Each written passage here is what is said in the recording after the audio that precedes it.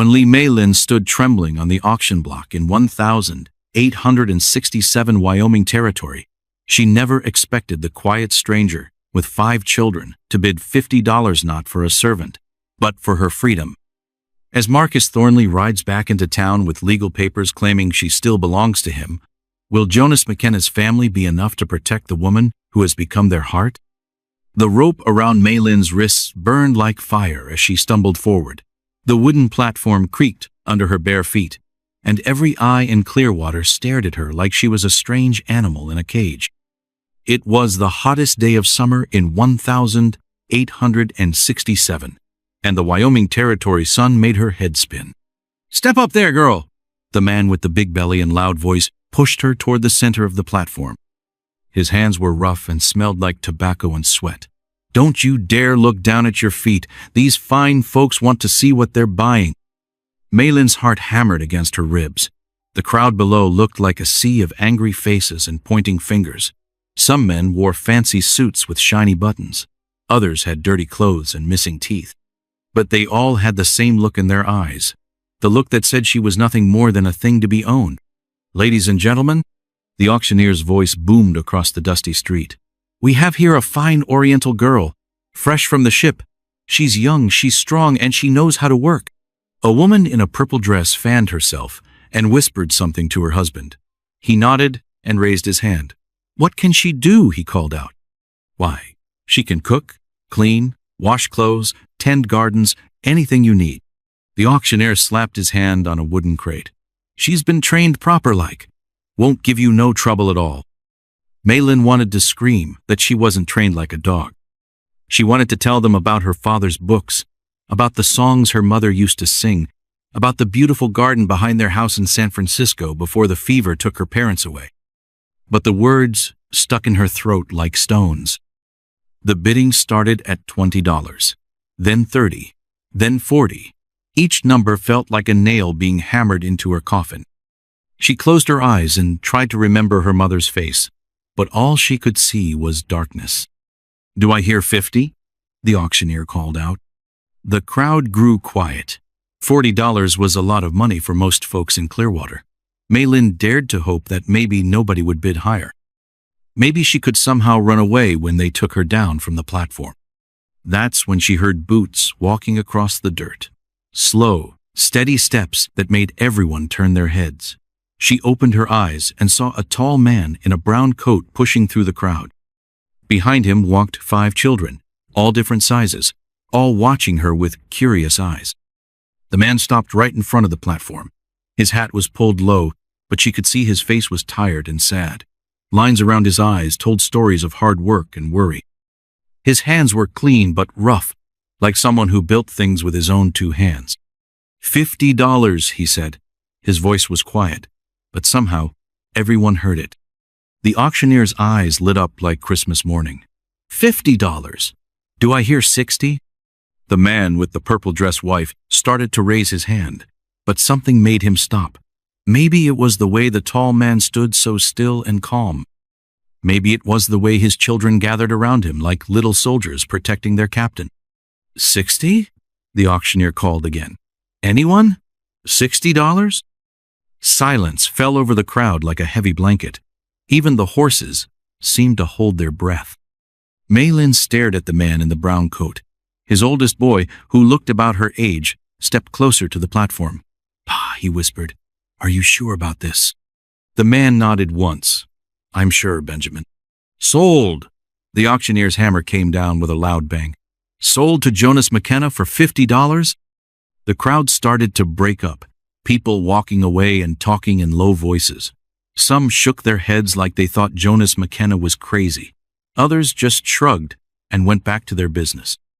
Jonas McKenna climbed up onto the platform while the auctioneer counted his money. He pulled out a small knife and cut the rope around Mei-lin's wrists. The sudden freedom made her stumble backward. "Easy there," he said softly. "You're safe now." Safe. The word sounded strange in her ears. She hadn't felt safe since her parents died. She rubbed her wrists where the rope had left red marks. "Thank you," she whispered. Jonas McKenna's youngest child, a little girl with yellow hair, tugged on his coat. "Pa, What's her name? I don't know, Emma. We'll have to ask her. He turned to Mei-Lin. What do people call you? Mei-Lin, she said. Li Mei-Lin. That's a pretty name, Emma said with a big smile. I'm Emma, and that's Benjamin, and Mary, and Samuel, and Simon. We're going to be friends. Mei-Lin felt tears prick her eyes. When was the last time someone had called her by her real name? When was the last time someone had wanted to be her friend? Come on, Jonas said gently. Let's get you home. Home. Another word that sounded strange and wonderful. As they walked away from the platform, Mei-Lin touched the small jade bracelet hidden under her sleeve. Her mother had given it to her before she died, saying it would bring her luck. Maybe, just maybe, her luck was finally changing. The wagon bumped and rattled along the dirt road leading out of town. Mei-Lin sat in the back with the children, trying not to stare at them as they chattered like excited birds. She had never been around so many children before, and their energy made her feel dizzy. Our ma used to braid flowers in her hair, Mary said, pointing to Mei-Lin's long black hair. She said it made her feel like a princess in a fairy tale. Mary, hush, Benjamin warned. You'll make Pa sad again. But Jonas didn't look sad. He looked thoughtful as he guided the horses along the winding path. Your ma did love her flower crowns, he said over his shoulder. Made the whole house smell like summer. The twins, Samuel and Simon, sat on either side of Mei-Lin like bookends. They looked exactly alike except for a small scar above Samuel's left eye. They whispered to each other in a language that seemed to be made of half words and secret looks. They do that all the time, Emma explained, catching Mei-Lin's confused expression. It's like they can read each other's minds. Sometimes I wish I had a twin. No, you don't, Samuel said with a grin. Simon kicks in his sleep. I do not, Simon protested. You're the one who snores like a bear. Their argument dissolved into giggles and playful shoving. Mei-Lin found herself almost smiling. She couldn't remember the last time she had heard children laughing without fear. There's our place, Jonas said, pointing ahead. The McKenna homestead sat nestled in a valley surrounded by rolling hills. The house was made of logs and stone, with a wraparound porch and windows that caught the late afternoon sun. Smoke curled from the chimney, and chickens pecked in the yard. It looked like the kind of place that belonged in a storybook. But as they got closer, Mei-Lin noticed things that made her heart ache. The garden was full of weeds. One of the porch steps was broken. Laundry hung crooked on the line, and some of it had fallen to the ground. Ma used to keep everything perfect, Mary said quietly, following Mei-Lin's gaze. But Pa tries his best, but he's not very good at house things. Jonas's ears turned red. I heard that, young lady. Sorry, Pa, but it's true. Remember when you tried to make biscuits and they came out harder than rocks? We used them to fix the hole in the chicken coop, Benjamin added with a snort. Those biscuits weren't that bad, Jonas muttered, but even he was trying not to smile. As they pulled up to the house, a big yellow dog came running out to greet them. His tail wagged so hard his whole body wiggled. He jumped up on the wagon and tried to lick everyone's faces at once. Down, Butter, Emma giggled. You're gonna knock somebody over. Butter the dog seemed especially interested in Mei-Lin. He sniffed her hands and clothes, then sat down and tilted his head like he was trying to figure her out. He likes you, Samuel observed. Butter doesn't usually like strangers. Maybe he knows she's gonna stay, Simon added hopefully. Mei-Lin's stomach twisted. Was she going to stay? What did Jonas McKenna expect from her? She had learned not to trust kindness too quickly. People could be nice when they wanted something. Jonas climbed down from the wagon and helped Emma jump to the ground. Let's get inside and figure out sleeping arrangements, he said. Mei-Lin, you must be tired and hungry. The inside of the house was even more chaotic than the outside. Clothes were piled on chairs, dishes filled the sink, and books and toys were scattered across every surface. But it felt warm and lived in, like a house where people actually lived, instead of just existing. I know it's a mess, Jonas said, looking embarrassed. We're still learning how to keep house without. He stopped and cleared his throat. Without our ma. How long has she been gone? Mei-Lin asked softly. 6 months, Benjamin answered. She got sick last winter and never got better. The sadness in his voice made Mei Lin's chest tight. She knew what it felt like to lose the most important person in your world. She knew how it felt to wake up every morning and remember all over again that they were gone. "I'm sorry," she said. "Me too," Jonas replied. "But we're doing our best to carry on." That's what she would have wanted. Emma tugged on Mei Lin's skirt. "Are you going to help us carry on too?" The question hung in the air like a bird waiting to take flight. Mei Lin looked around at the 5 faces watching her with hope and uncertainty. These people had bought her freedom, brought her to their home, and were asking her to be part of their family. But what if it was too good to be true? What if they changed their minds? What if someone came looking for her? "I don't know," she said honestly. "I don't know what you want from me." Jonas sat down heavily in a wooden chair.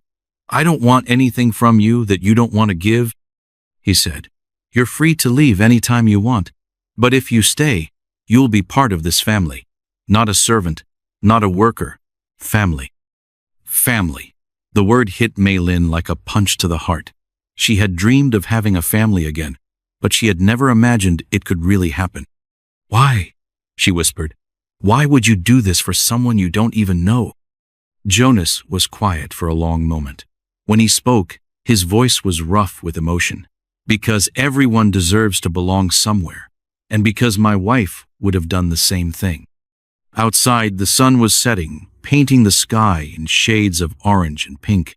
Inside the messy, chaotic, wonderful house, 6 people waited for an answer that would change all of their lives. Mei Lin touched her jade bracelet and thought about her mother's words. Sometimes the greatest courage is learning to trust again. Maybe it was time to be brave.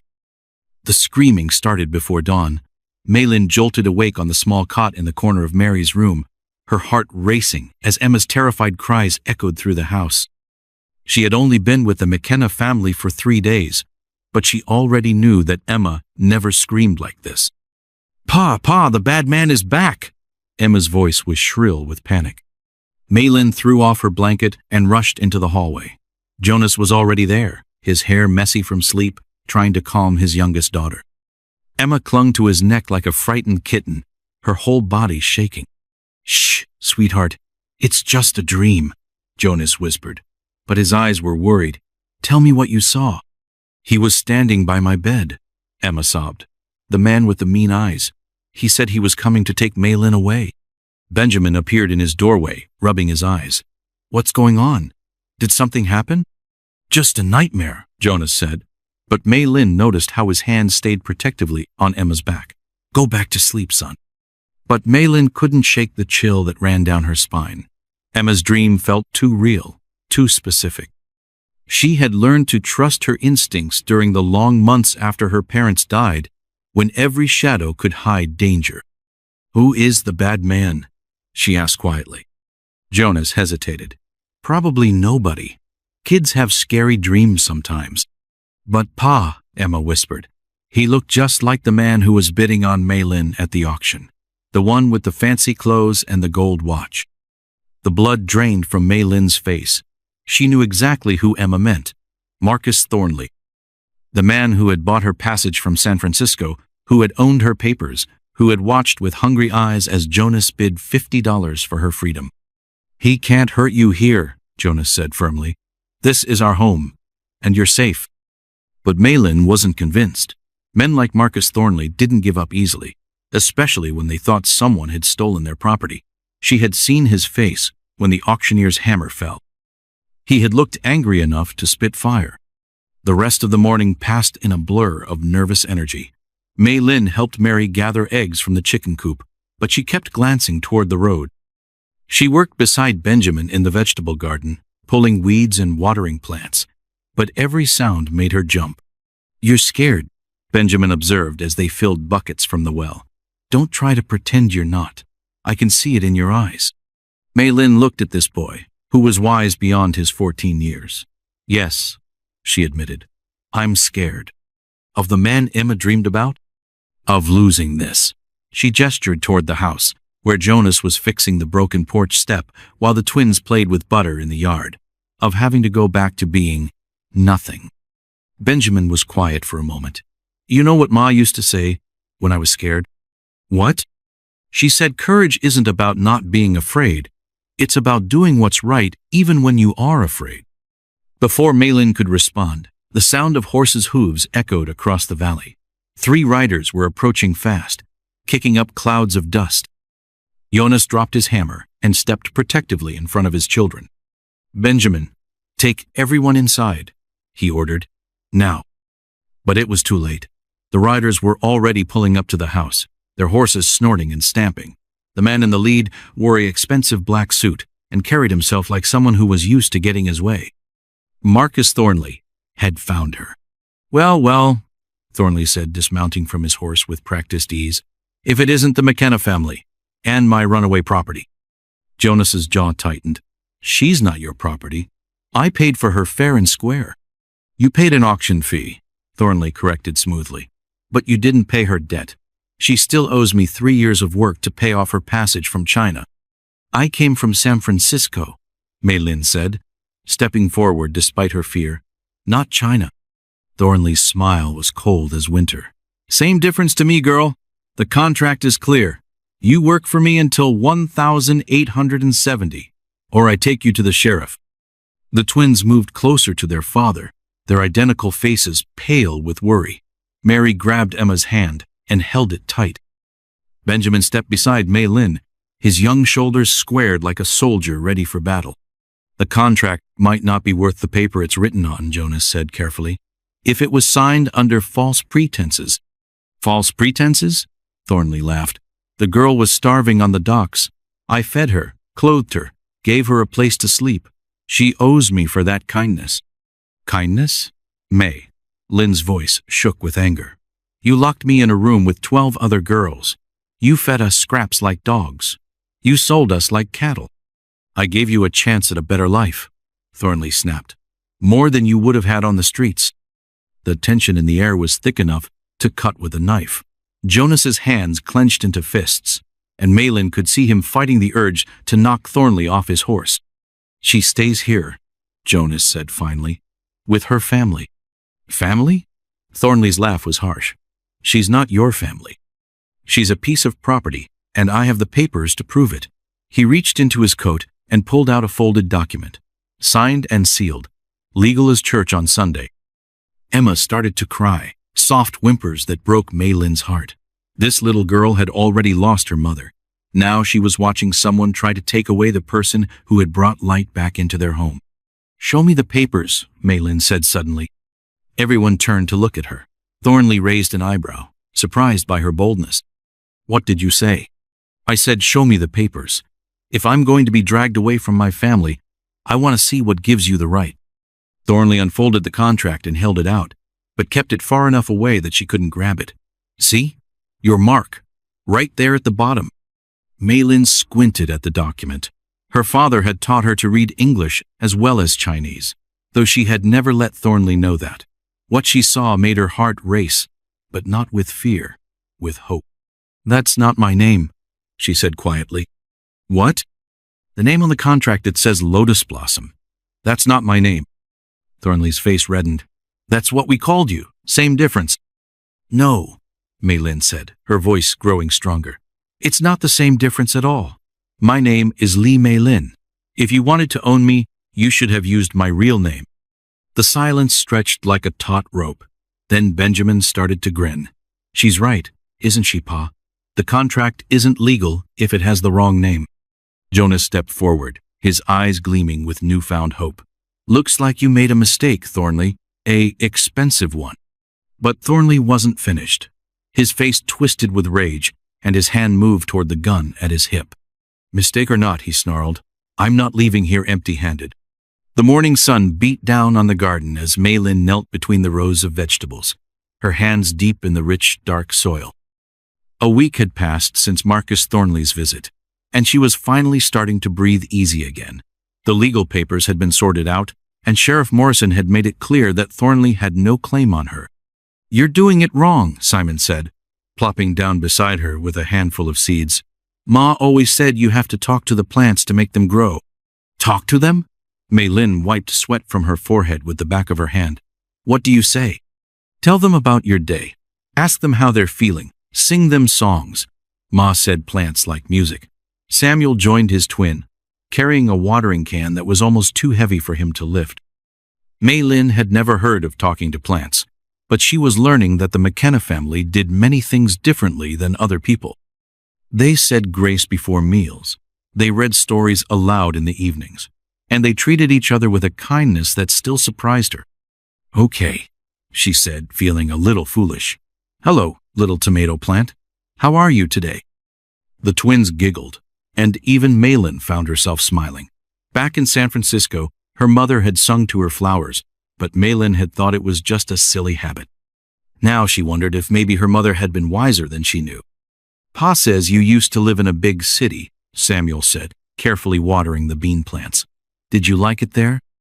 Mei Lin considered the question. "Parts of it. I liked the harbor, where the big ships came in from all over the world. And I liked the hills, where you could see the whole city spread out below you." "Did you have friends there?" Simon asked. The question hit harder than she expected. "Not really. After my parents died, I didn't have anyone." "That's sad," Samuel said matter-of-factly. "But now, you have us." "Now I have you," Mei Lin agreed, and the words felt warm and strange in her mouth. From the house came the sound of Jonas hammering something, probably fixing another broken board or loose shingle. He was always working, always trying to keep the homestead running smoothly. Mei Lin had noticed that he never complained, never talked about how hard it was to raise 5 children alone. "Pa works too hard," Simon observed, following her gaze. "Ma used to make him sit down and rest sometimes." "He doesn't know how to rest," Samuel added. "Benjamin says it's because he's afraid if he stops moving, he'll remember too much about Ma." Mei Lin understood that feeling. Sometimes keeping busy was the only way to keep the sadness at bay. She had learned that lesson during the long nights after her parents died, when sleep brought dreams that hurt too much to bear. "Maybe we can help him," she said thoughtfully. "What did your ma do to make him rest?" The twins exchanged one of their mysterious looks. "She used to make him dance with her," Simon said. "Right here in the garden, when the work was done." "Even when there was no music?" Mei Lin asked. "Ma said the best music comes from inside," Samuel explained. "She said if you listen with your heart, you can always hear a song." Before Mei Lin could respond, Mary came running around the corner of the house, her face flushed with excitement. "Mei Lin, come quick! There's a wagon coming up the road." Mei Lin's stomach dropped. Another visitor could mean trouble. She stood up quickly, brushing dirt from her dress. "Is it someone we know?" "I don't think so," Mary said, bouncing on her toes. "But it's a lady driving, and she's got a little girl with her." They all hurried to the front of the house, where Jonas was already shading his eyes with his hand, trying to get a better look at the approaching wagon. Benjamin and Emma joined them, and Butter ran in circles, barking with excitement. As the wagon drew closer, Mei Lin could see that the driver was indeed a woman, wearing a simple blue dress and a wide-brimmed hat. Beside her sat a girl who looked about Emma's age, with curly red hair and freckles scattered across her nose. "That's Mrs. Henderson from the general store," Jonas said, sounding relieved. "Wonder what brings her all the way out here." The wagon pulled to a stop, and Mrs. Henderson climbed down with a warm smile. "Good morning, McKenna family. I hope you don't mind the unexpected visit." "Not at all," Jonas replied, tipping his hat. "What can we do for you?" Mrs. Henderson helped the little girl down from the wagon. "Well, I've got someone here who's been asking about you folks. This is my niece, Kate. She just arrived from back east." Kate stepped forward shyly, her green eyes wide with curiosity. "Are you the family that has a Chinese girl living with you?" she asked, then clapped her hand over her mouth. "Oh, I'm sorry. Aunt Ruth said I shouldn't ask personal questions." Mrs. Henderson laughed. "Kate's father is a missionary in China. She's been learning Chinese from him, and when she heard about Mei Lin, she got so excited she could barely sit still." Mei Lin felt a flutter of surprise. "You speak Chinese?" Kate nodded eagerly and said something in Mandarin that made Mei Lin's eyes widen. The girl's pronunciation was careful and precise, like someone who had been well taught. "She said she's happy to meet me," Mei Lin translated for the others. "Her accent is very good." "Papa says learning languages helps you understand people better," Kate explained in English. He says it's like building bridges between different worlds. Emma tugged on Kate's skirt. Do you want to see our garden? Maylin is teaching us how to talk to plants. As the children ran off together, chattering like old friends, Mrs. Henderson turned to Jonas with a more serious expression. I actually came to warn you about something. There's been talk in town about Marcus Thornley. He's been drinking at the saloon, telling anyone who'll listen that he's going to get his property back. Jonas's face hardened. He has no legal claim on Maylin. Sheriff Morrison made that clear. Legal, and what Thornley might try to do anyway, are two different things, Mrs. Henderson said quietly. The man's got a mean streak, and he doesn't like being made to look foolish. Maylin felt the familiar chill of fear creep up her spine. What kind of talk? Nothing specific, Mrs. Henderson said quickly. Just be careful. Lock your doors at night. Keep your eyes open. From the garden came the sound of children's laughter. Kate and Emma already deep in conversation about something that had them both giggling.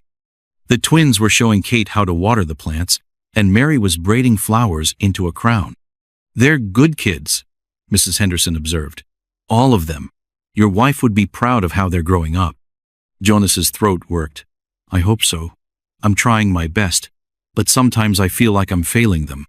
You're not failing anyone, Maylin said softly. You saved me. You gave me a family. You're teaching your children to be kind and brave. Mrs. Henderson smiled. She's right, Jonas. And from what I can see, you're not raising these children alone anymore. As if to prove her point, Benjamin appeared around the corner of the house, his arms full of wildflowers. Kate asked if she could make a bouquet for her aunt. He explained. I told her Ma always said the prettiest flowers grew wild. Your Ma was right about that, Mrs. Henderson said, accepting the bouquet with a warm smile. About a lot of things. As the afternoon wore on, Kate and the McKenna children played together like they had known each other forever. They built fairy houses out of sticks and leaves, raced butter around the yard, and listened with rapt attention as Maylin told them stories about the ships in San Francisco Harbor. But even as she laughed with the children, Maylin couldn't shake Mrs. Henderson's warning. Marcus Thornley was still out there, still angry, still determined to take back what he thought belonged to him. When it came time for Mrs. Henderson and Kate to leave, the little girl hugged each of the McKenna children goodbye. When she got to Maylin, she whispered something in Chinese that made Maylin's eyes fill with tears. What did she say? Emma asked. She said family is not about blood, but about hearts that beat together, Maylin translated. It's something my mother used to say. As the wagon disappeared down the road, Jonas gathered his children around him. Mrs. Henderson gave us some important information today, he said seriously. We need to be extra careful for a while. Because of the bad man? Emma asked, her voice small. Because sometimes people don't know when to give up, Jonas replied. But we're going to be smart and stick together. That's what families do. That night, as Maylin lay in her cot listening to Mary's soft breathing, she touched her jade bracelet and thought about Kate's words. Family wasn't about blood, but about hearts that beat together. And for the first time since her parents died, Maylin felt like her heart was beating in rhythm with others again. But outside, the wind was picking up, and storm clouds were gathering on the horizon. Fire danced in the lantern light as Maylin crept through the barn at midnight, her bare feet silent on the hay-covered floor. Something had woken her, a sound that didn't belong to the peaceful Wyoming night. Now she clutched a pitchfork in her trembling hands, every shadow looking like a hiding place for danger. Who's there? She whispered into the darkness. A horse nickered softly from one of the stalls, but otherwise, silence pressed against her ears like thick wool. Maybe she had imagined the noise. Maybe her fears were making her hear things that weren't really there. Then she saw him. A man crouched behind the feed barrels, his face hidden by a wide-brimmed hat. Moonlight caught the metal of something in his hand, a knife, or maybe a gun. Maylin's breath caught in her throat as he slowly stood up. Well, well, the stranger said, his voice rough like gravel. Look what we have here, the little China doll all alone in the dark. This wasn't Marcus Thornley. This man was shorter, thicker, with scars on his hands and meanness in his voice. One of Thornley's hired men, probably sent to do the dirty work his boss didn't want to do himself. "Get away from me," Mei Lin said, raising the pitchfork. Her voice shook, but her grip was steady. The man laughed. "You think that pig sticker scares me? I've been paid good money to bring you back to Mr. Thornley, and that's exactly what I'm gonna do." "Jonas!" Mei Lin screamed as loud as she could. "Help!" "Shut up!" The man lunged forward, but Mei Lin was faster. She jabbed the pitchfork at him, forcing him to jump back. Suddenly, the barn door burst open. Jonas charged in wearing only his long underwear and boots, a shotgun in his hands. Behind him came Benjamin, carrying a lantern and looking scared but determined. "Let her go," Jonas said quietly. His voice was calm, but the shotgun never wavered. The hired man raised his hands, but his smile was nasty. Now, Mr. McKenna, no need for violence. I'm just here to collect Mr. Thornley's property." "She's not property," Benjamin said fiercely. "She's our family." "That's a nice story, boy, but the law might see things different." The man pulled a folded paper from his pocket. "Got me a warrant here, signed by a judge in Cheyenne. Says I can take the girl into custody, pending a hearing about her legal status." Mei Lin's heart sank. A warrant meant this was official. It meant Sheriff Morrison might not be able to help them. "Let me see that paper," Jonas demanded. The man tossed it toward him. "Help yourself. Everything's legal and proper." As Jonas bent to pick up the warrant, the hired man's hand moved toward his gun. But Mei Lin saw the movement and screamed a warning. "Jonas, look out!" The barn exploded into chaos. The hired man's gun cleared his holster just as Jonas swung the shotgun around. Benjamin threw the lantern, sending shadows dancing wildly across the walls. Mei Lin dove behind a hay bale as the sound of gunfire thundered through the night. When the smoke cleared, the hired man was on the ground, clutching his shoulder and cursing. Jonas stood over him, the shotgun pointed at his chest. "Benjamin, go wake the others and tell them to stay in the house," Jonas ordered. "Then ride to town and get Sheriff Morrison." "But Pa..." "Do it. Now." As Benjamin ran toward the house, Mei Lin crawled out from behind the hay bale. Her hands were shaking so hard she could barely stand up. "Are you hurt?" Jonas asked, without taking his eyes off the wounded man. "No," she whispered. "But Jonas, the warrant is fake," Jonas said grimly. He picked up the fallen paper and held it close to the lantern Benjamin had dropped. "Look at the signature. It's smudged, like someone wrote it in a hurry. And the seal is wrong. I've seen real court documents before." The hired man's face went pale. "You can't prove nothing." "I can prove you just tried to kidnap someone and shot at a man on his own property," Jonas replied. "That's enough to keep you in jail for a long time." From the house came the sound of voices, Mary and the twins asking Benjamin what was happening, Emma crying because she was scared. The peaceful life they had been building was shattered like glass on stones. "Why is this happening?" Mei Lin asked, tears streaming down her face. "Why won't he just leave us alone?" Jonas's jaw was tight with anger. Because men like Thornley think they can own other people. They think money gives them the right to buy and sell human beings like cattle. The hired man laughed bitterly. "You think this is over? Thornley's got friends in high places. Real judges, real warrants. He'll get what he wants in the end." "Not if we fight him," Jonas said. "You against Marcus Thornley?" The man shook his head. "He's got more money than God, and twice as much power. You're just a dirt farmer with a bunch of kids." "Maybe," Jonas admitted, "but we've got something he doesn't have." "What's that?" Jonas looked at Mei Lin, and she saw something fierce and protective burning in his eyes. "We've got the truth, and we've got each other." In the distance, they could hear horses approaching fast. Sheriff Morrison was coming, and hopefully he would sort this mess out. But Mei Lin knew this was just the beginning. Thornley wouldn't give up easily, and next time, he might not send just one man. "Jonas," she said quietly, "maybe I should leave. Go somewhere far away where he can't find me." "No." His voice was sharp as a blade. "You're not running anymore. This is your home, and we're your family. We'll face whatever comes together."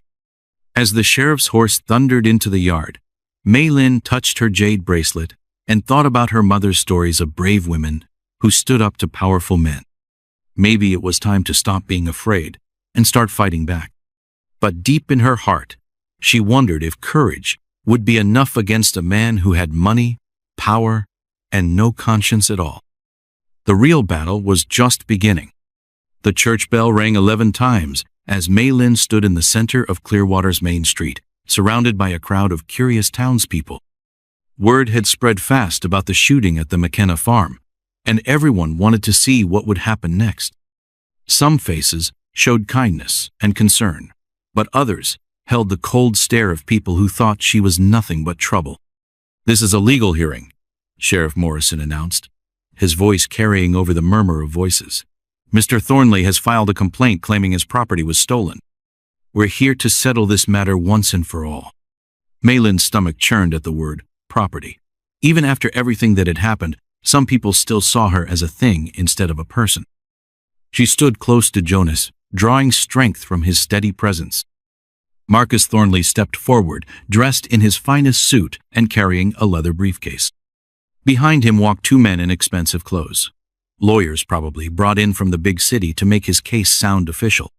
"Your Honor," one of the lawyers began, addressing Judge Harrison, who had ridden in from Cheyenne that morning.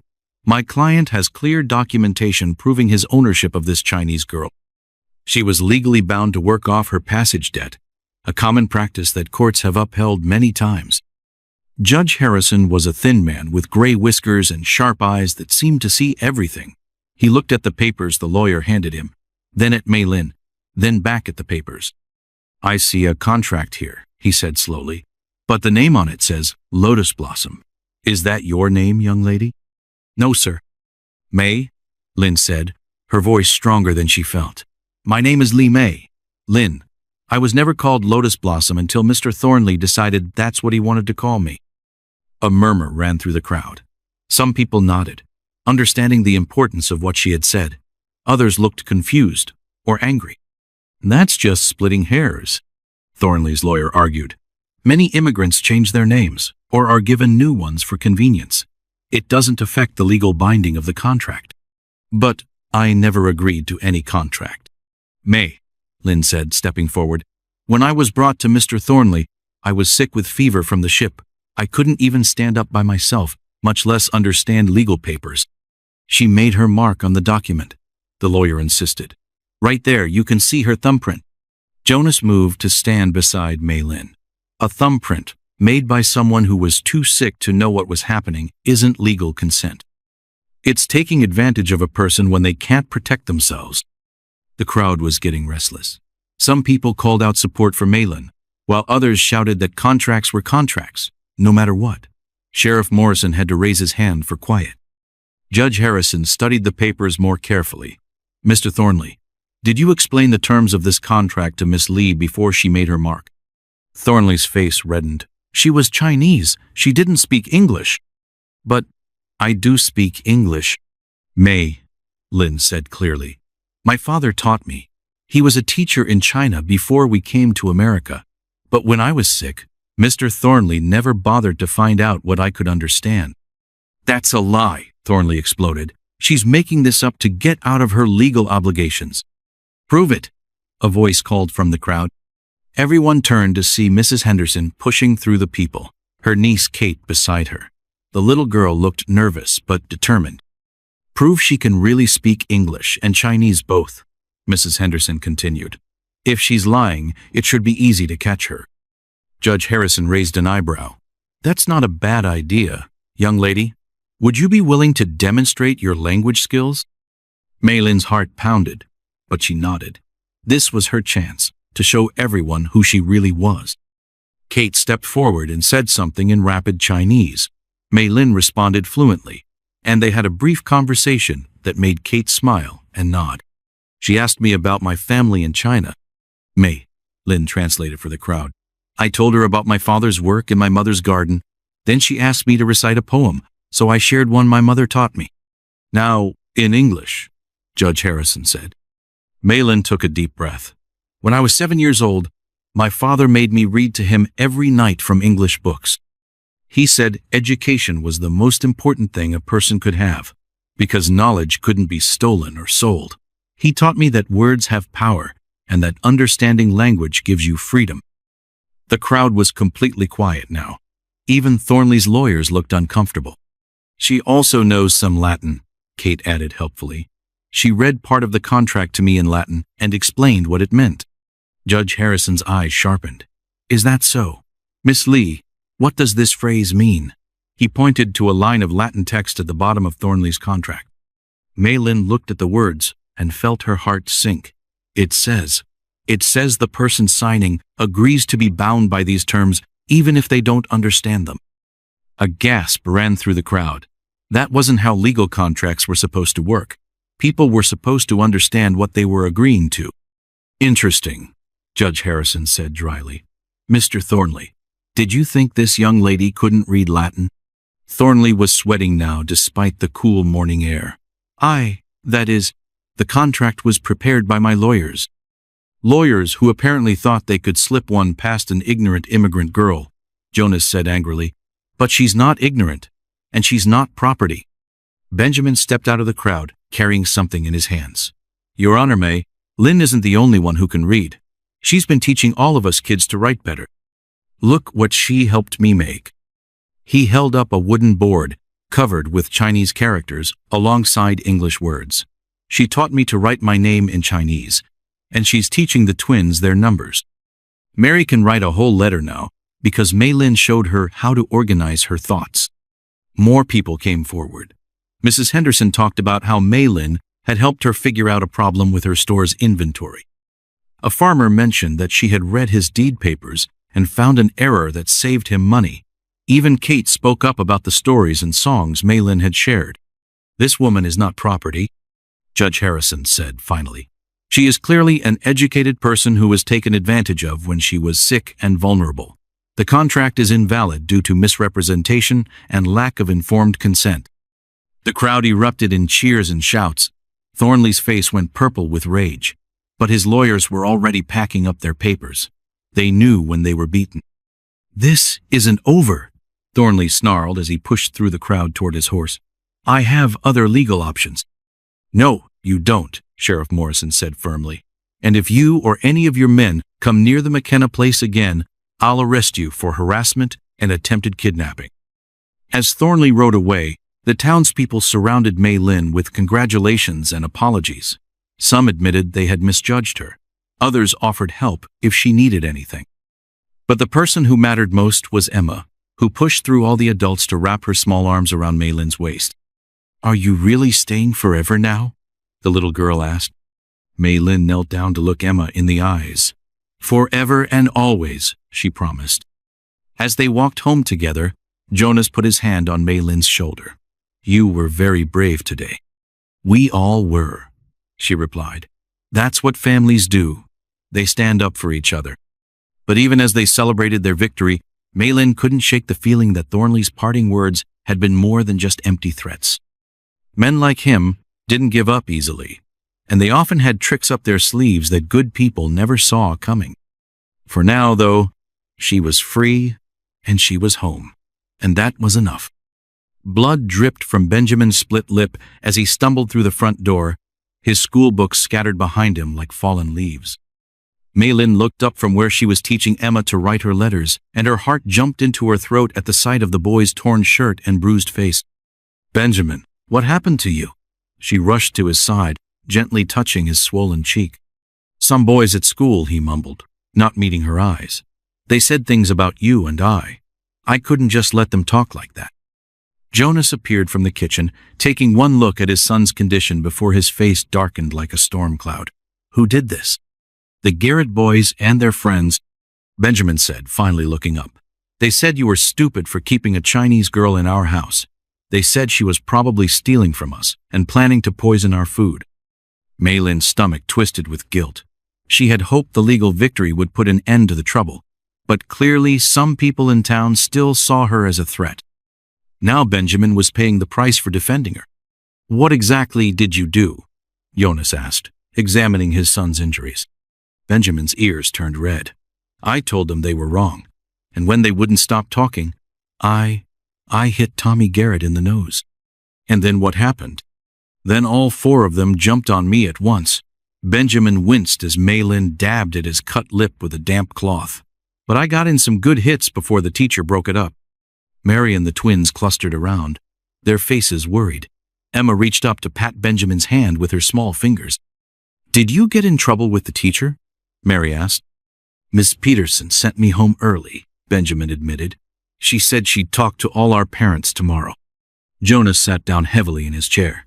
"Son, I'm proud of you for standing up for family, but fighting isn't always the answer." "Then what is?" Benjamin's voice cracked with frustration. "They keep saying terrible things about Mei Lin, and some of the other kids are starting to believe them. Yesterday, Sally Murphy wouldn't sit next to me at lunch because her ma told her Chinese people carry diseases." The words hit Mei Lin like physical blows. She had thought the court hearing would change people's minds, but clearly, fear and prejudice ran deeper than legal decisions. "Maybe I should talk to their parents," Jonas said thoughtfully. "No, Pa," Benjamin said quickly. "That'll just make it worse. They'll say we're troublemakers, and then more people might turn against us." Mei Lin felt tears stinging her eyes. "This is all my fault. If I hadn't come here, none of this would be happening." "Don't you dare say that," Mary said fiercely. "You're the best thing that's happened to our family since Ma died. Anyone who can't see that is just plain stupid." "Mary's right," Samuel added, while Simon nodded agreement. "You taught us how to read better, and you make the best soup in the whole territory." "And you sing pretty songs," Emma chimed in. "Ma used to sing to us, but we forgot some of the words until you came." Their loyalty warmed Mei Lin's heart, but it also made her worry more. These children shouldn't have to fight battles because of her presence in their lives. That evening, as they sat around the dinner table, Jonas brought up something that surprised everyone. "I've been thinking," he said, cutting his meat slowly. "Maybe it's time for Mei Lin to start coming to church with us on Sundays." Benjamin looked up in alarm. "Pa, are you sure that's a good idea?" Some of those people need to see that Mei Lin is part of our family," Jonas said firmly. "They need to get to know her as a person, not just gossip about her from a distance." "But what if they're mean to her?" Emma asked, her eyes wide with worry. "Then we'll deal with it together," Jonas replied. "As a family." Mei Lin had been quiet during this conversation, but now she spoke up. "I've never been to a Christian church before. I don't know the songs or the prayers." "That's okay," Mary said kindly. "We'll teach you. And Reverend Thompson is a good man. Ma always said he had the biggest heart in the whole county." "What if people stare at me?" Mei Lin asked. "Let them stare," Jonas said. "Maybe they'll learn something." The next morning brought unexpected visitors. Mrs. Henderson arrived with Kate in tow, but this time they weren't alone. 3 other women from town sat in the wagon, their faces serious and determined. "Good morning, McKenna family," Mrs. Henderson called out as they climbed down. "We need to have a talk." Jonas stepped onto the porch, his hand resting on Benjamin's shoulder. "What can we do for you, ladies?" "We've been hearing talk around town," said Mrs. Cooper, the banker's wife. "Ugly talk about your situation here." Mei Lin's heart sank. Were these women here to demand that she leave?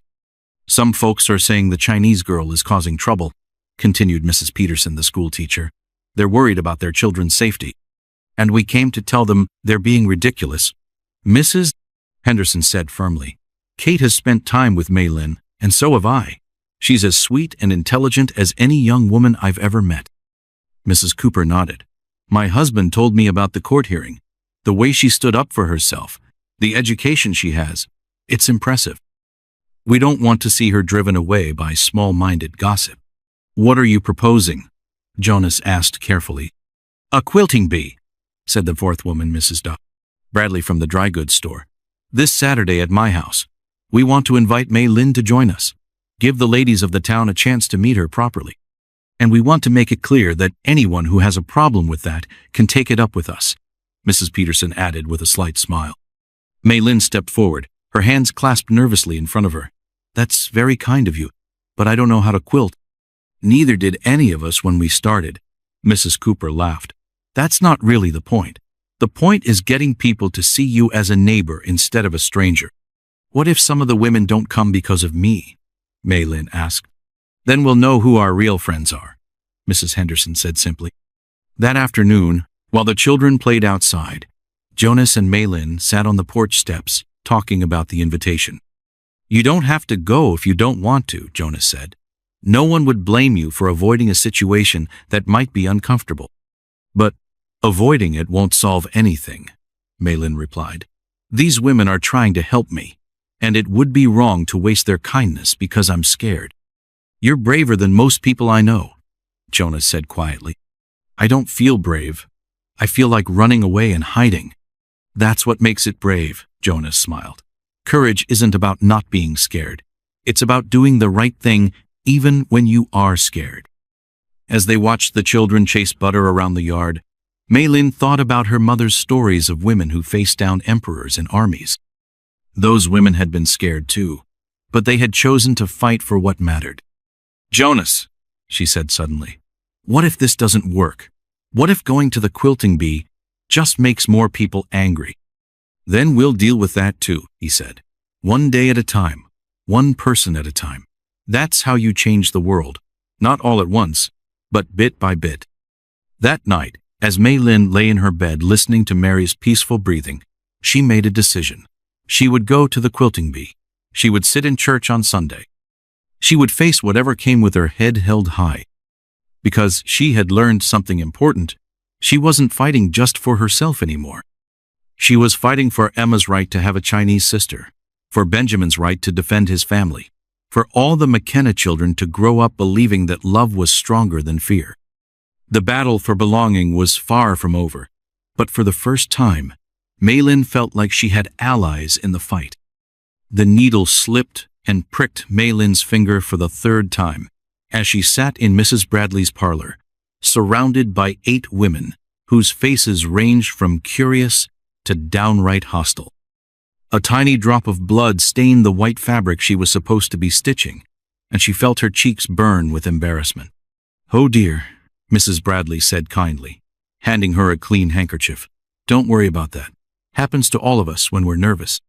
Mrs. Garrett, whose sons had beaten up Benjamin, sniffed loudly. In my day, girls learned proper needlework before they learned to walk. I suppose they do things differently in China. Actually, May, Lynn said quietly, dabbing at the blood spot. My mother was an excellent seamstress. She taught me embroidery when I was very young, but this style of quilting is new to me. What kind of embroidery? Asked Mrs. Wilson, the preacher's wife, with genuine curiosity. Maylin reached into her small bag and pulled out a silk handkerchief decorated with delicate flowers and birds. The stitching was so fine it looked like painting. Several women leaned forward to get a better look. My goodness, breathed Mrs. Cooper. That's beautiful work. Look at those tiny stitches. It's called silk embroidery. May, Lynn explained, warming to the subject. Each flower petal is made with a different stitch to create texture and depth. My mother learned it from her mother, and she taught me. Could you teach us? Mrs. Peterson asked eagerly. Mrs. Garrett cleared her throat loudly. I didn't come here for a sewing lesson from someone who doesn't understand our ways. An uncomfortable silence fell over the room. Maylin felt like all the air had been sucked out of her lungs. Sarah Garrett, Mrs. Henderson said sharply. That was unnecessarily rude. Rude?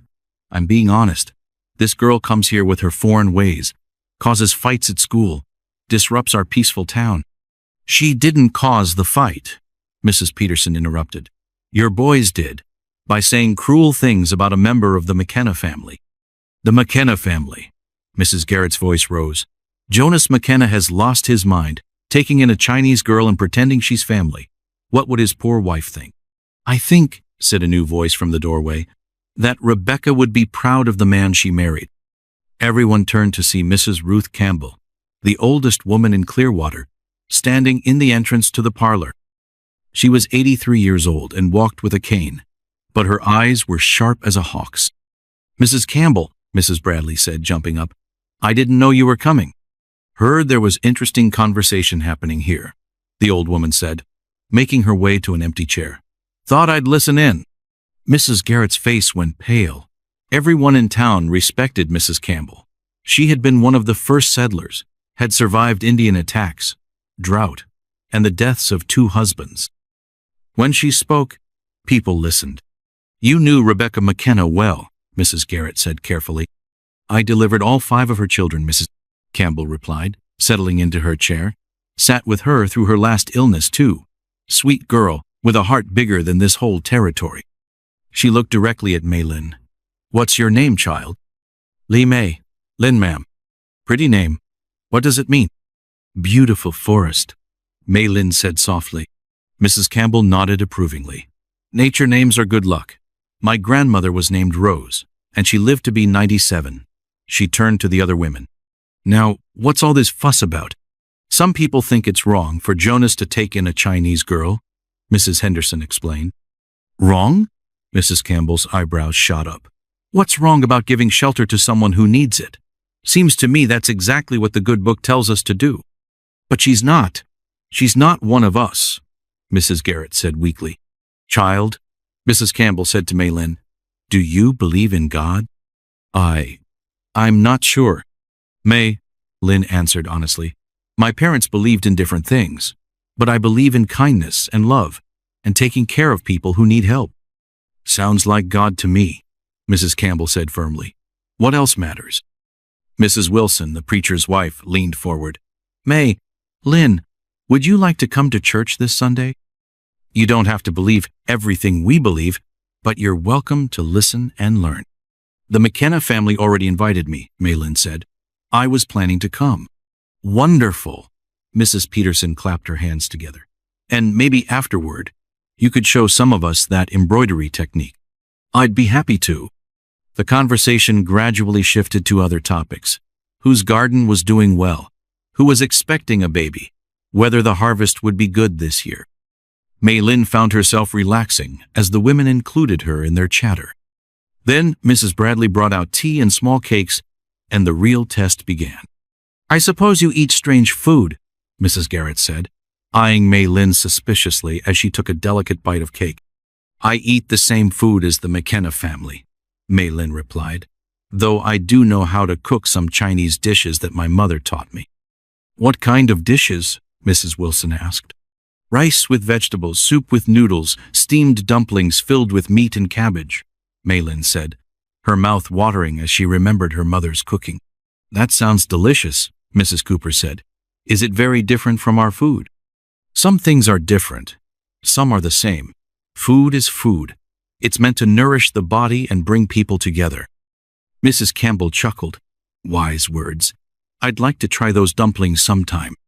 I could make some for the church social next month, Mei Lin offered shyly. That's a lovely idea, Mrs. Peterson said. We always need more dishes for those gatherings. Mrs. Garrett looked like she had swallowed something sour, but she didn't say anything else. The other women began planning the social, talking about who would bring what and what activities they could organize for the children. As the afternoon wore on, Mei Lin realized something important was happening. These women were getting used to her. She was becoming normal to them, just another person in their community instead of a strange outsider. When it came time to leave, Mrs. Campbell pulled Mei Lin aside. You handle yourself well, child, the old woman said quietly. That takes strength, especially when people are testing you. Some of them still don't trust me. Trust is earned over time. You can't rush it, and you can't force it. But you can live in a way that makes it easier for people to see who you really are. What if that's not enough? Mrs. Campbell smiled. Then you'll know you did your best, and that's all anyone can do. But I have a feeling it will be enough. This town needs someone like you, someone who reminds us that there are many ways to be good. As Mei Lin walked home in the late afternoon sunshine, she felt lighter than she had in weeks. The quilting bee hadn't solved all her problems, but it had been a start. Some bridges had been built today, fragile as spiderwebs, but real nonetheless. When she reached the farmhouse, the children rushed out to greet her, all talking at once. How was it? Mary asked. Were they mean to you? Emma wanted to know. Did you have to fight anybody? Samuel asked hopefully. Mei Lin laughed, gathering them all into a group hug. It was fine. I made some new friends, and I learned that quilting is harder than it looks. Are you going to church with us on Sunday? Benjamin asked. Yes, Mei Lin said, looking around at the faces of her chosen family. I think it's time. As they walked into the house together, Mei Lin touched her jade bracelet, and silently thanked her mother for teaching her that courage came in many forms. Sometimes it meant standing up to bullies, and sometimes it meant sitting quietly in a parlor full of strangers, proving with your presence that love was stronger than fear.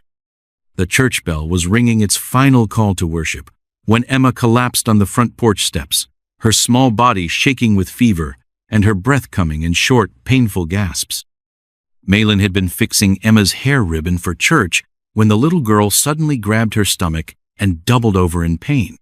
"Jonas!" Maylin screamed, catching Emma before she could fall off the steps. "Something's wrong with Emma!" The whole family came running. Jonas took one look at his youngest daughter's flushed face and glassy eyes before scooping her up in his arms. "She's burning up," he said, his voice tight with fear. "Benjamin, ride to town and get Doc Miller, fast as you can." "What about church?" Mary asked, tears already forming in her eyes. "Church can wait," Jonas said firmly. "Family comes first." As Benjamin galloped toward town, the rest of them carried Emma inside and laid her on the big bed in Jonas's room. Maylin felt the little girl's forehead and winced at the heat coming off her skin. "It might be the same fever that's been going through town," she said quietly. "Mrs. Henderson mentioned that 3 children have already gotten sick this week." "The Peterson boy died from it," Samuel whispered, making everyone freeze. "Emma's not going to die," Mary said fiercely, but her voice shook. "She's strong. She's a fighter." For the next hour, they took turns putting cool cloths on Emma's forehead and trying to get her to drink water. She drifted in and out of consciousness, sometimes calling for her mother, sometimes mumbling words that didn't make sense.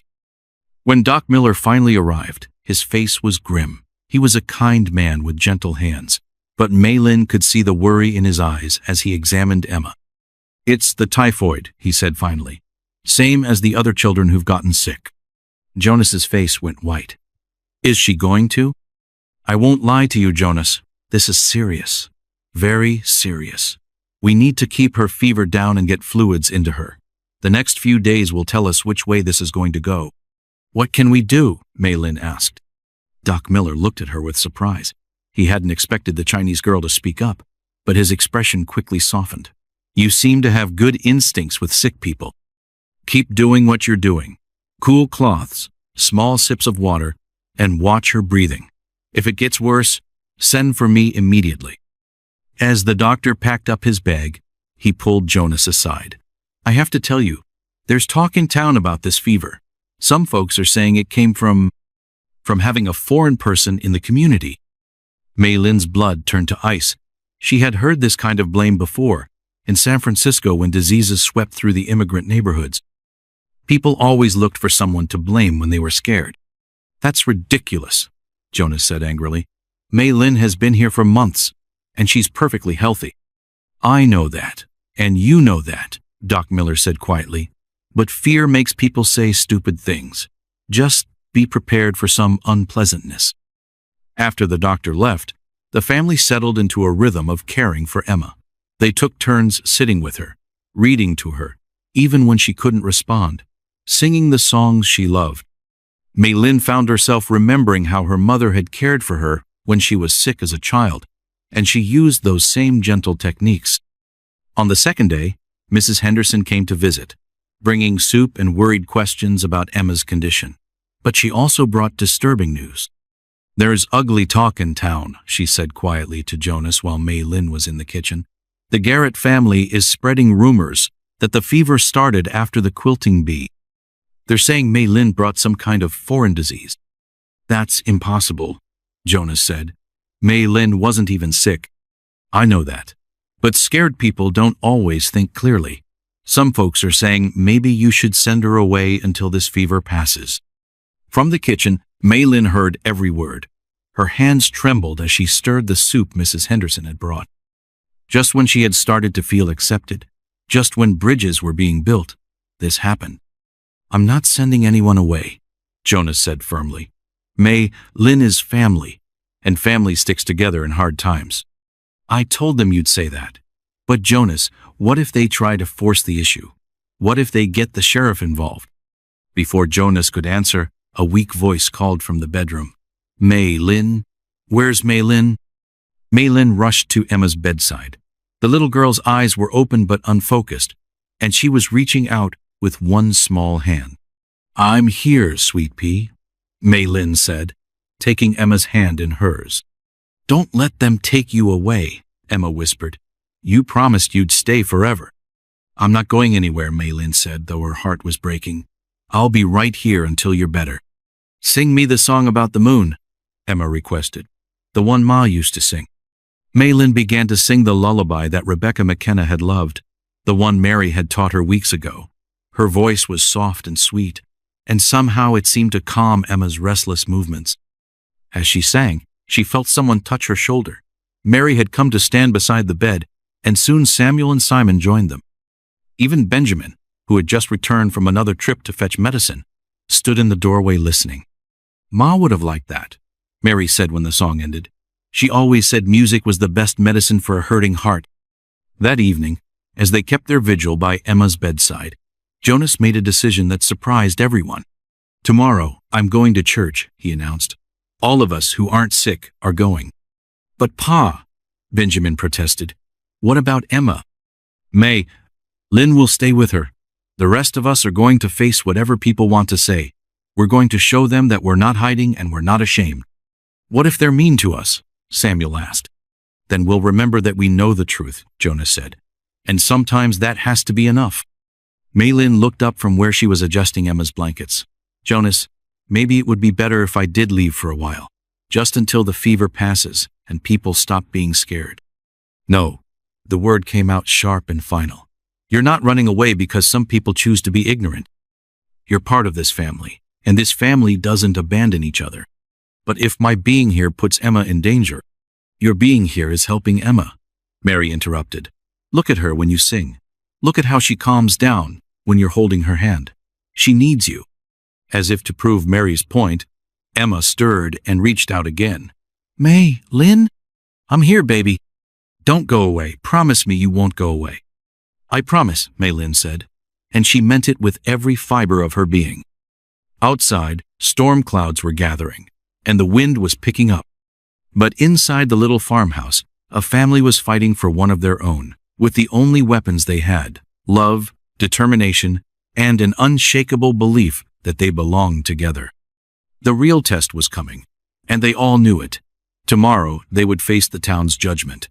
But tonight, they had each other, and they had hope. That would have to be enough. Thunder crashed overhead as Maylin sat alone in the empty church pew, rainwater dripping from her soaked dress onto the wooden floor. She had run through the storm to get here, leaving Emma sleeping peacefully for the first time in 3 days, driven by a desperate need to find answers to questions that were tearing her apart. "I didn't expect to find anyone here on a Tuesday morning," came a gentle voice from behind her. Maylin turned to see Reverend Thompson walking down the aisle, his kind eyes full of concern. He was a tall man with graying hair and hands that spoke of hard work, the kind of preacher who built his own church and helped his neighbors harvest their crops. "I'm sorry," Maylin said, starting to stand. "I didn't mean to disturb anything. I just needed somewhere quiet to think." "Please, sit," the Reverend said, settling into the pew beside her. "This is exactly what churches are for, giving people a place to wrestle with life's difficult questions." For a moment, they sat in comfortable silence, listening to the rain drumming on the roof. Maylin had never been inside a church before Sunday's abbreviated visit, and she was surprised by how peaceful it felt. "Emma's fever broke this morning," she said finally. "Doc Miller thinks she's going to be fine." "Praise God," Reverend Thompson said with genuine relief. Jonas must be beside himself with joy. "He is. They all are." Maylin's voice grew quiet. "But I heard what people were saying when you all came home from church on Sunday. I heard Mrs. Garrett telling everyone that the fever was God's punishment for harboring a heathen." The Reverend's jaw tightened. "Sarah Garrett speaks from fear, not faith. Don't let her ignorance poison your spirit." "But what if she's right?" Maylin asked, tears starting to flow. "What if my being here really did bring sickness to this town? What if Emma got sick because I'm living in her house? Child, do you really believe that God works that way? That he would punish an innocent little girl because her family showed kindness to someone in need?" Maylin wiped her eyes with the back of her hand. I don't know what I believe about God. My parents taught me different things. About ancestors watching over us. About balance in nature. About treating all living things with respect. But they never talked about punishment and sin the way people do here. What did they teach you about love? The question caught Maylin off guard. That it's the most important thing. That love between family members creates strength, and love for strangers creates peace. Then your parents were wise teachers, Reverend Thompson said with a smile. Because that's exactly what Jesus taught us. Love your neighbor as yourself. Not love your neighbor only if they look like you, or believe exactly what you believe. But I'm not a Christian. I don't know your prayers, or your songs, or your stories. Do you know the story of the Good Samaritan? Maylin shook her head. Jesus told about a man who was beaten and left to die on the roadside. 2 religious men passed by without helping, but a Samaritan, someone from a different culture, someone the Jews considered an enemy, stopped to care for the wounded man. When Jesus finished the story, he asked who had been a good neighbor. The one who helped, Maylin said quietly. Exactly. Not the one who knew the right prayers or went to the right temple. The one who showed love to someone in need. Outside, the storm was beginning to pass, and weak sunlight started filtering through the stained glass windows, casting colored patterns on the floor. Jonas and his children have been good Samaritans to me, Maylin said. They found me when I was lost and gave me a home when I had nowhere to go. And what have you been to them? Maylin thought about Emma's fever breaking while she sang lullabies, about Benjamin's improved reading, about the way the whole family had started laughing again after months of sadness.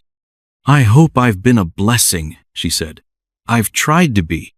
Then why are you sitting here questioning God's will instead of celebrating His goodness? Before Maylin could answer, the church door burst open. Benjamin ran in, his hair wild and his eyes bright with excitement. May! Lynn! There you are! Pa sent me to find you! He slid into the pew beside her, barely acknowledging the Reverend in his hurry. Emma's sitting up and asking for breakfast. Real breakfast. Not just broth. That's wonderful news, Reverend Thompson said warmly. And that's not all, Benjamin continued. Doc Miller says 3 other children are getting better too. The fever's breaking all over town. Mrs. Peterson's boy sat up this morning, and the Wilson baby started eating again. Maylin felt like a huge weight had been lifted from her shoulders. All of them are getting better? All of them. Doc Miller says it's like the whole sickness just decided to leave town at once. Benjamin grinned. Even Mrs. Garrett's nephew is feeling better, though she's probably not happy about owing his recovery to prayers that included you. What do you mean? Well, Benjamin said, looking a little embarrassed, when Emma was really sick, some of the church ladies started a prayer circle. Mrs. Henderson and Mrs. Cooper and a bunch of others. They prayed for all the sick children, and they specifically prayed for you to have wisdom in caring for Emma. Maylin stared at him. They prayed for me? Mrs. Wilson said, anyone who could love Emma the way you do must have God's blessing, no matter what name they call him. Reverend Thompson chuckled. My congregation continues to surprise me. Sometimes the Holy Spirit moves in ways we don't expect. There's more, Benjamin said, practically bouncing with excitement. Mrs. Campbell wants to talk to you. She's waiting at our house right now, and she says she has something important to tell you. As they walked home through the puddle-filled streets, Maylin felt like she was seeing the town with new eyes. A few people stared at her, but others nodded politely or even smiled. Mrs. Peterson waved from her store window, and Mr. Wilson tipped his hat as they passed. Things are changing, Benjamin observed, following her gaze. Slowly, but they're changing. When they reached the farmhouse, they found Mrs. Campbell sitting at the kitchen table with Jonas, Emma curled up on her lap. The old woman's eyes were bright with mischief.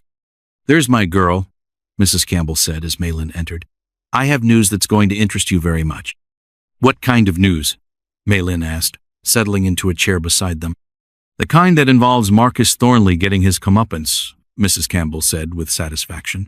Seems he's been running some illegal schemes with his import business.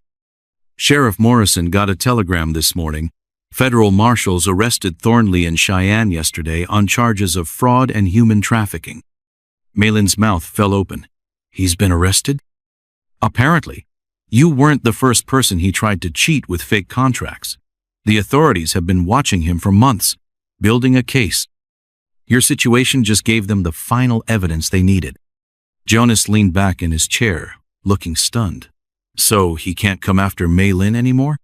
Never again. Mrs. Campbell said firmly. The man's going to prison for a long time. And here's the best part. All his contracts have been declared null and void.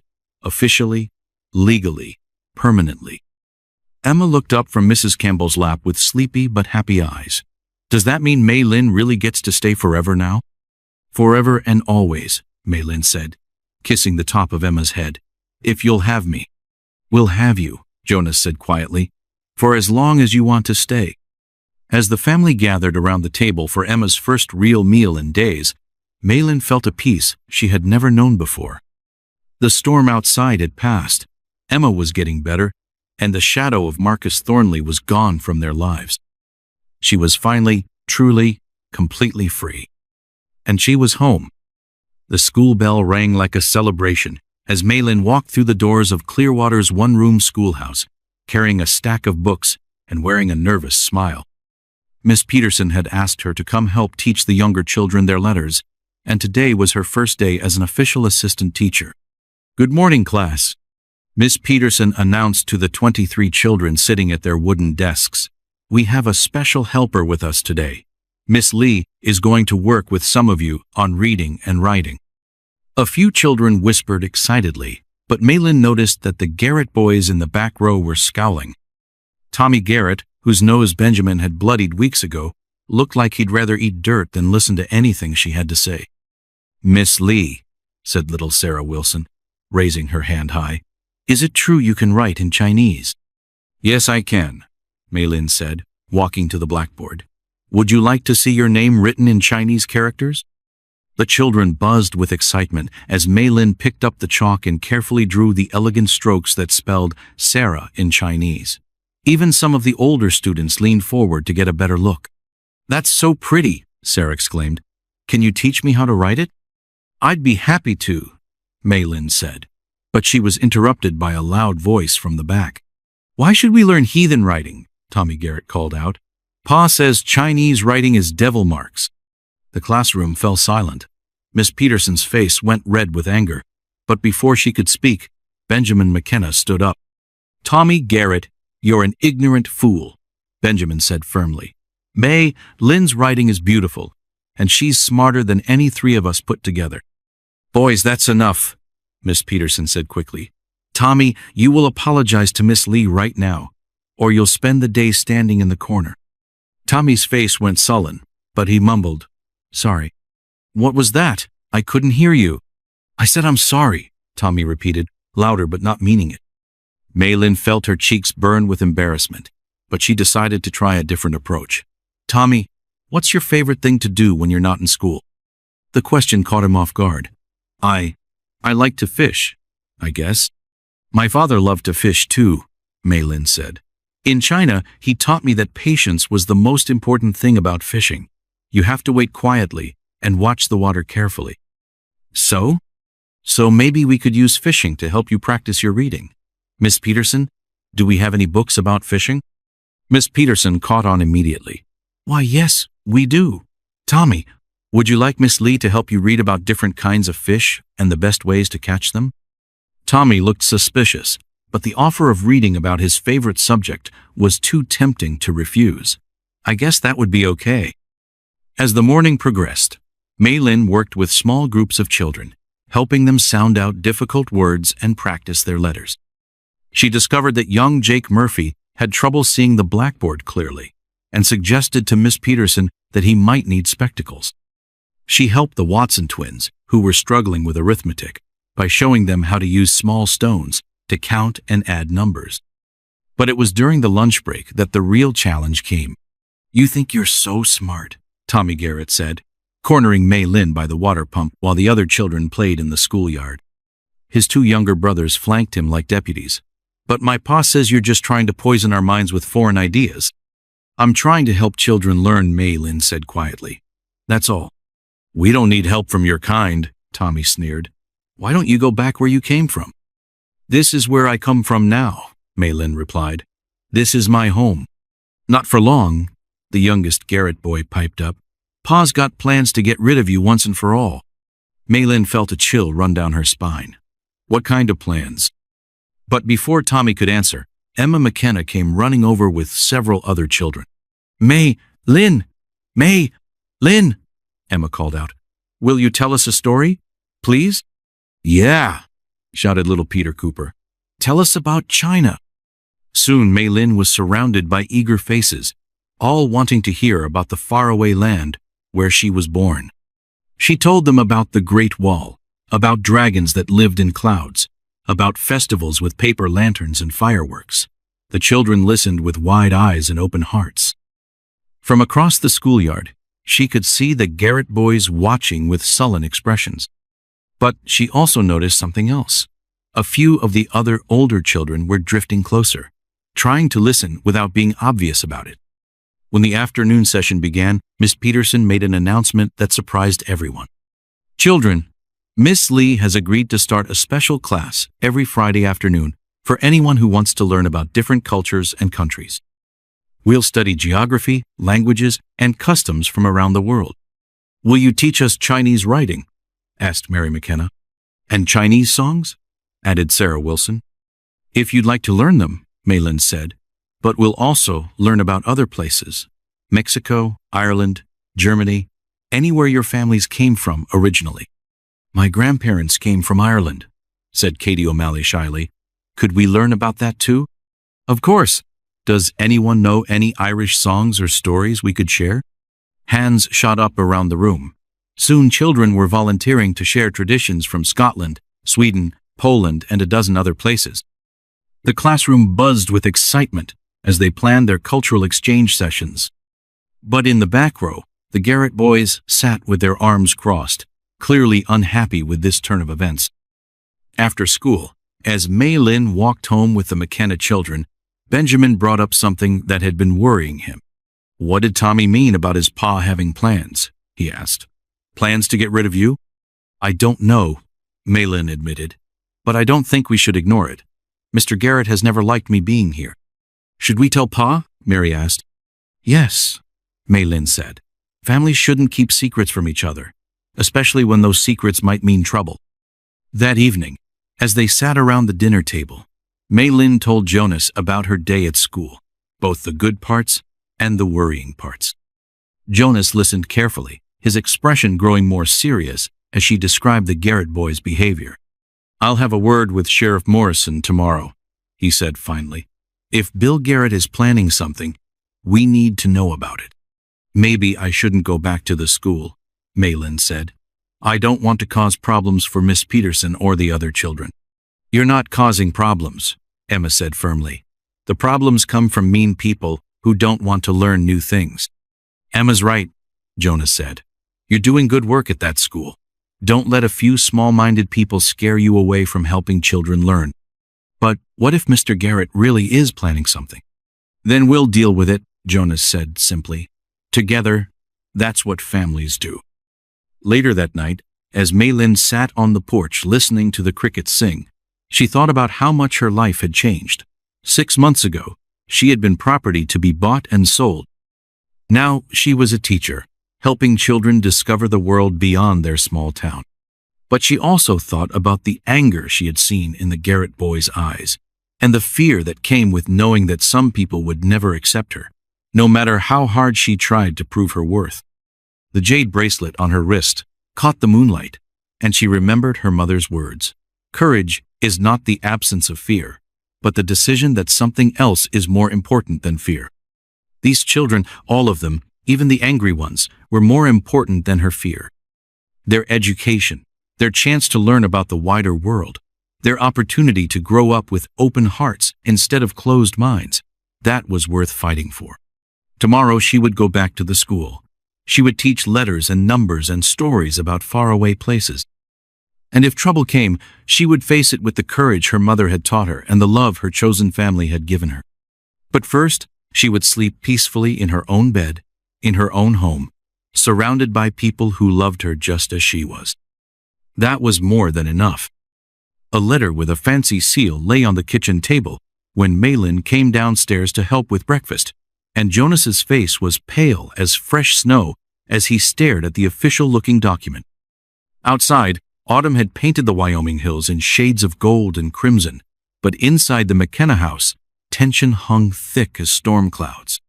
"What does it say, Pa?" Benjamin asked, setting down his coffee cup with a trembling hand.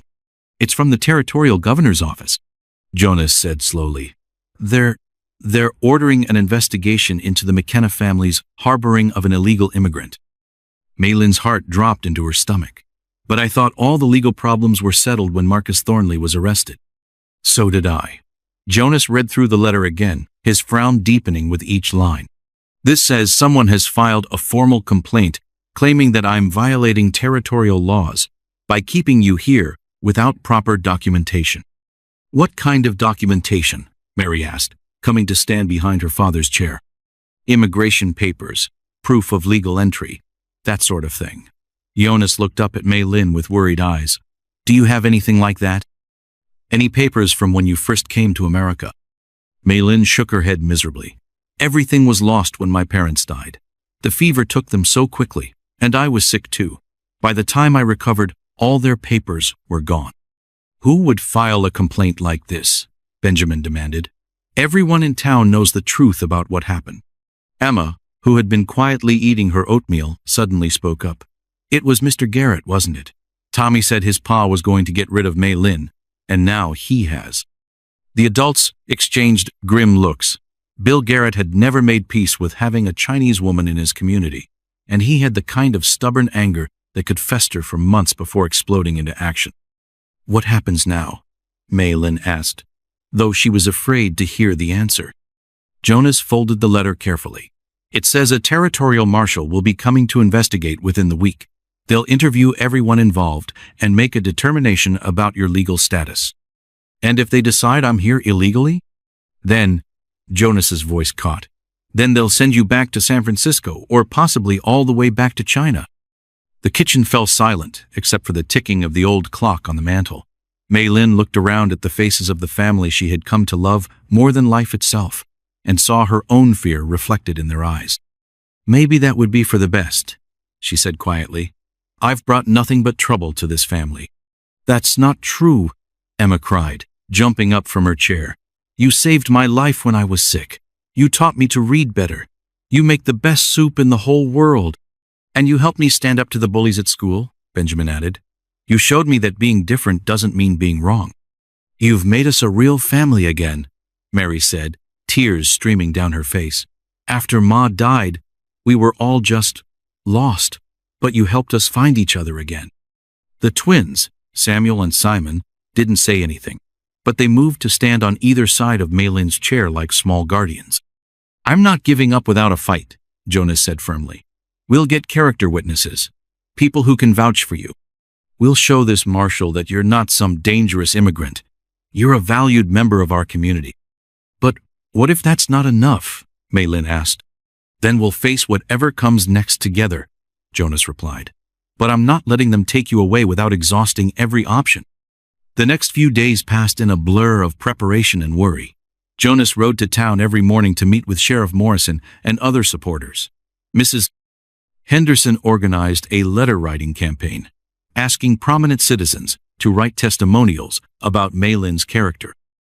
Even Reverend Thompson got involved, preparing a statement about her contributions to the community. Miss Peterson came to visit on Wednesday evening, carrying a leather folder full of papers. "These are letters from parents whose children you've helped," she explained, setting the folder on the kitchen table. 23 families wrote to say how much you've improved their children's education. "Even some who were against me at first?" Maylin asked hopefully. "Especially those," Miss Peterson smiled. "Mrs. Wilson wrote 2 pages about how you helped her youngest son learn to read, and Mr. Cooper says his daughter's arithmetic improved dramatically after you started working with her." "What about the Garretts?" Miss Peterson's smile faded. They're the ones behind all this. Bill Garrett has been spreading rumors that you're part of some kind of Chinese spy network, trying to corrupt American children with foreign ideas.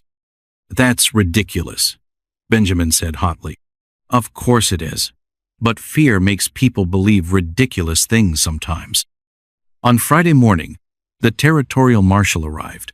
He was a stern-looking man named Coleman, with silver hair and cold blue eyes that seemed to weigh everything he saw.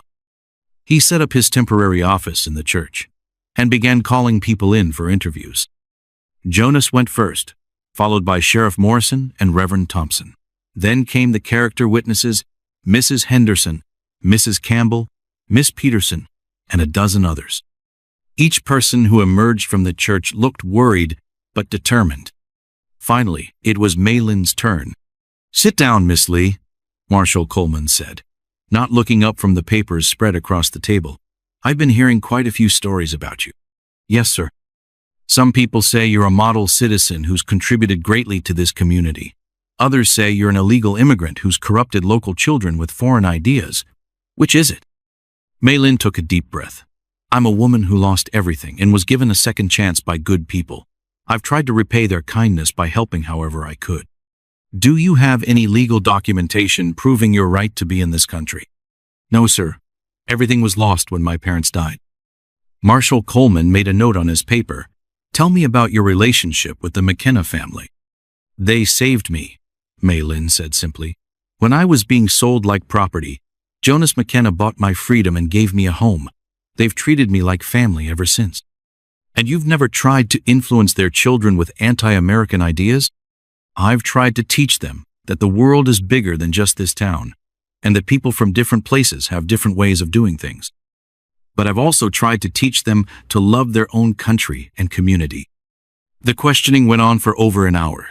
Marshal Coleman asked about her background, her beliefs, her activities in the community, and her future plans.